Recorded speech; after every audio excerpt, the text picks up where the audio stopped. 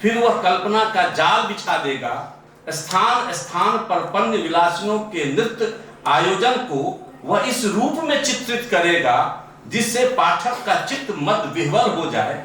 मंद मंद भाव से आस्फाल्यमान आलिंगत नामक वाद्य मुखर हो उठेंगे। मधुर सिंजनकारी मंजुल वेणु निराल से दिग्मंडल झंझना उठेगा। झंझनाती हुई झल्लरी के साथ कलकांस्य और कोशी के कर्ण अपूर्ण ध्वजनित उत्पन्न करेंगे।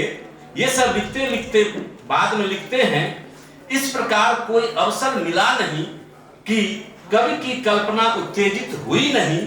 फिर कहां गया इतिहास और कहां गए तथ्य और स्मृतियों की वह दुनिया जो बार बार ठोकर मारकर कवि कल्पना की स्वच्छंद उड़ान में बाधा पहुंचाती रहती है।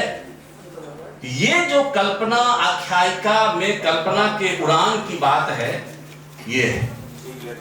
अब ये है कि मुझे एक हमारे अपने जिला के शायर हैं नरेंद्र, उनकी दो पंक्ति है, बराबर मैं कोट करता हूं, मुझे अच्छा लगता है, उसकी कई सारी कवियां भी हैं कि क्या करोगे जानकर इतिहास अपने देश का, क्या करोगे जानकर इतिहास अपने देश का, वह किसी अनुवाद के अनुवाद का अनुवाद है।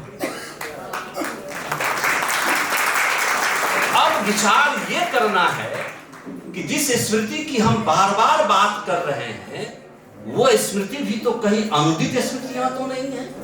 जिस अनुस्मृति को हम अपनी स्मृतियां समझ रहे हैं, वो व्यक्तिगत स्मृतियां हो, सामूहिक स्मृतियां हो, जो भी हो, क्योंकि मैं मानता हूं निश्चित रूप से कविता की जबरदस्त समझ के बगैर अच्छी कविता नहीं लिखी जा सकती है, लेकिन स्मृति के बगैर तो लिखी ही नहीं जा सकती। मुझे लगता है कि अच्छी और श्रेष्ठ कविता जो है वो स्मृतियों का काव्यानुवाद होता है।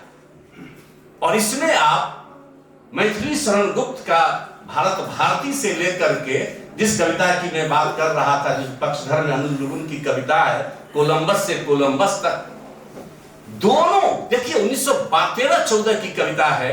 क्या कविता प्रक्रिया में स्मृति क्या करती है, और ये अभी की कविता है कोलंबस से कोलंबस तक, दोनों स्मृतियां, लेकिन दोनों स्मृतियों में फर्क है। एक की जो स्मृति है, जो भारत भारती की स्मृति है, वह श्रेष्ठता बोध प्राप्त करने की स्मृति कि हम कभी बहुत श्रेष्ठ थे। और दूसरी जो स्मृति है वह है अस्तित्व को बचा लेने की स्मृति की कविता है। किस प्रकार से उनकी स्मृतियों को खरोचा गया है, किस प्रकार से उनकी स्मृतियों को, जो आदिवासी अनिल लुगुन आदिवासी हैं और हिंदी में आदिवासी चेतना की कविता लिखते हैं, तो ये इसमें दिखाया है कि किस प्रकार से कोलंबस एक बहुत बड़ा यात्री और खोजी के बारे में